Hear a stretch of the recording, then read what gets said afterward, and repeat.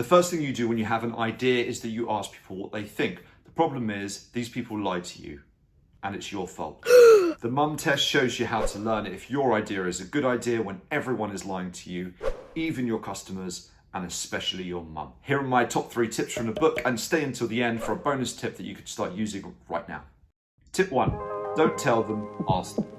So the first people we approach when we have an idea are the people we know, our friends, our family, our customers. And we approach these people because we know them, we like them, they like us, at least we hope they like us. But equally that means when you tell them that you've got a new idea, they're not going to want to upset you.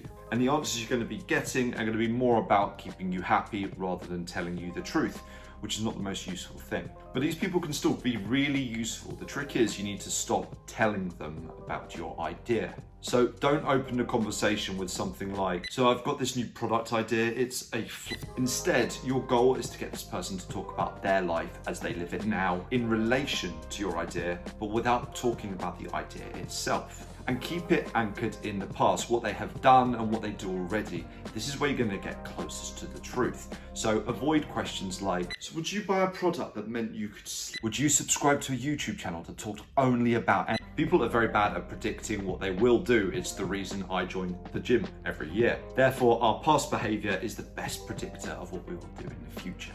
So your conversation should be about finding out the specific things they do to try and address the problem that your product is trying to solve. How they created a workaround, did they buy something similar to help them solve it? Why is it a problem for them in the first place? Your goal is to plant seeds, ask open questions, and listen. Tip 2, don't believe everything you hear. When asking people questions, you're going to be given answers that you're going to either have to ignore or deflect, what the book calls bad data. There are 3 types. Compliments may make you feel good, but the person giving them to you is almost certainly lying, either because they want to support you or they simply want to shut you up. The most common one you'll hear is, oh, that's a wonderful idea, honey, usually from your mum. But it doesn't matter who it's from, you don't want compliments, you want facts and commitments. The easiest way to avoid compliments is to just not talk about your idea at all. And if compliments happen anyway, you just need to deflect them like a Jedi Knight. Fluff is when people give you hypothetical or generic fluff. Comments like, I usually go to, yeah, I would do that, I might do that, or the world's most deadly fluff, I would definitely buy that. What people say and what people do is very different, so you want to get specific on what they have already done within their lives. If they're interested in a topic you're discussing, ask them when they bought something related to that topic in the past, or if they haven't, ask them to buy something there and then. That is going to be a real gauge of their interest in the topic. The third kind of bad data is when people give you ideas. Firstly, if you add on every single idea that people give you, you're just going to create a monster. It's like building anything by committee. And secondly, it's your job to create the idea. You're having a conversation with this person to simply help you get to a better idea. So if someone gives you an idea, dig deeper, turn the conversation to them and ask, why do you want that? What would that let you do? Tell me more about what you're thinking. Get the reasoning behind the idea that they're proposing. Tip 3, keep it casual.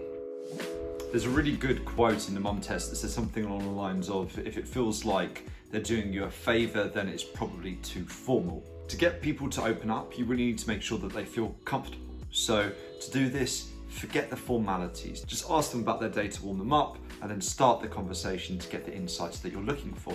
An easy way of making it feel natural is to not make them come to you, but instead go to the places where they're likely to be and have the conversations there. No one will open up about their opinions if they feel nervous, so don't put people on the spot. Talk to them normally. They'll appreciate it and they'll be more likely to give you the data that you're looking for. The biggest, most practical tip from the mum test though is probably this. Before you have a conversation with a potential customer, a family member, or even your mum, write down the 3 most important questions that you want to get answered first. Think about what it is that you want to learn from the people that you're going to be speaking to and write it down, because your conversation will inevitably go off track. And the last thing you want to happen is to end the conversation, realize that you didn't answer the questions that you needed to be answered. But even before you start talking to people, there is a lot of information that you can get for free. that's already out there on the internet, things like Google Trends and loads more. We've created a short video that you can see on your screen right now. Click that to find out what these are and how you can start using them right away. So click now and see you over on that video in a sec.